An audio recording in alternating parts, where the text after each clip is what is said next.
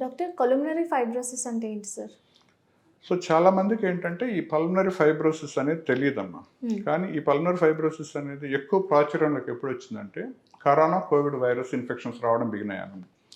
So ముఖ్యంగా Covid virus infection టైంలో ఏమైందంటే కోవిడ్ వైరస్ వల్ల విపరీతమైన వైరల్ న్యూమోనియాస్ వచ్చేసి చాలా ఫాస్ట్గా స్ప్రెడ్ అయిపోయి మెడిసిన్స్ ఇచ్చాక బాడీలో రెసిస్టెన్స్ పవర్ ఉండి ఇమ్యూనిటీ ఉండి స్లోగా ఇన్ఫెక్షన్ తగ్గుతూ ఉన్నప్పుడు ఏమైందంటే ఆ లంగ్స్ హీలింగ్ ప్రాసెస్ ఏదైతే ఉంటుందో న్యూమోనియా వచ్చాక తగ్గేటప్పుడు ఏదైతే హీలింగ్ ప్రాసెస్ ఉంటుందో దాంట్లో లంగ్స్ బిగుసుకుపోవడం లంగ్స్లో స్కార్స్ రావడం జరిగిందనమాట. దాన్ని మనం మెడికల్గా వాడే పదం లంగ్ ఫైబ్రోసిస్. అంటే స్మూత్గా స్పాంజ్ లాగా లేదంటే బెలూన్ లాగా ఉండాల్సిన లంగ్స్ లోపల ఉన్న ఆర్కిటెక్చరు గట్టిపడిపోవడం ఇటుకరాయిలాగా మారిపోవడం అనమాట. దాన్ని మనం లంగ్ ఫైబ్రోసిస్ అంటాం. బేసిక్గా స్కారింగ్ అనమాట. ఇప్పుడు మనకి దెబ్బ తగిలితే మానిపోయాక మచ్చలు పడతాయి కదా, అలా లంగ్ లోపల ఉన్న స్కార్స్ని మనం లంగ్ ఫైబ్రోసిస్ అంటాం.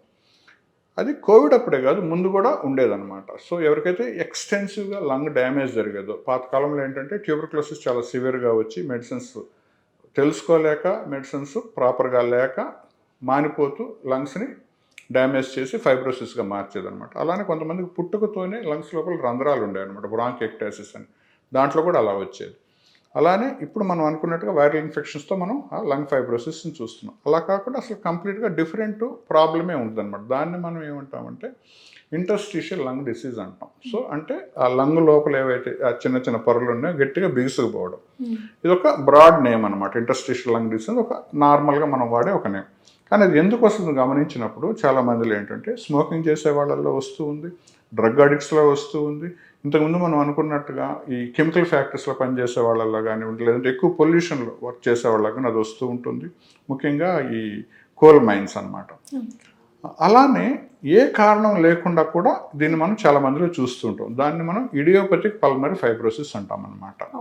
కానీ ఒకసారి ఈ ప్రాబ్లం వచ్చాక అసలు ఎందుకు వచ్చింది అని మనం రీజన్ చెక్ చేయడం బిగిన్ చేశాక కొన్ని విచిత్రమైన జబ్బుల వల్ల ఇది వస్తుందని మనకు తెలిసిందనమాట. ముఖ్యంగా దాన్ని రొమటాయిడ్ ఆర్థరైటిస్, అందరికీ తెలుసు కదా, కీళ్ళవాతం.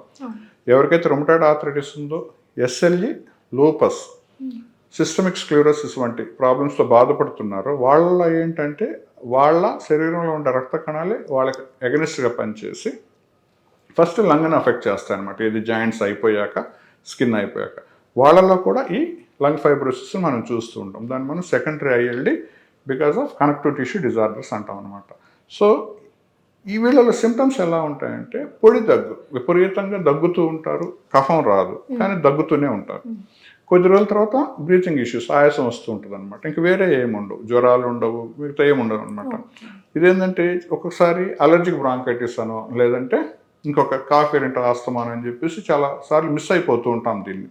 సో ప్రాపర్గా హిస్టరీ తీసుకొని, అంటే ఎక్కడ పనిచేస్తున్నారు, సో ఎలా ఇది స్టార్ట్ అయింది, దేనివల్ల ఇది వచ్చిందని మనం గమనించుకున్నప్పుడు, అంటే వేరే ప్రాబ్లమ్స్ కూడా ఏమున్నాయి, ఇంతకుముందు నేను చెప్పినట్టుగా రొమటాయిడ్ ఆర్థరైటిస్, ఎస్ఎల్ఈ, సార్కాయిడోసిస్ లాంటివి ఉన్నాయా కనుక్కొని సింపుల్గా ఎక్స్రే తీసినప్పుడు మనకు రెటిక్యులో నాడ్యులర్ ప్యాటర్న్ అని చిన్న చిన్న గ్రౌండ్ గ్లాసింగ్ అని కనిపిస్తుంది అనమాట. అప్పుడు మనకు సస్పిషన్ వచ్చి సిటీ స్కాన్ చూపిస్తే ఈ ప్రాబ్లంకి డయాగ్నోసిస్ కంపల్సరీగా అవసరమైనది సిటీ స్కాన్.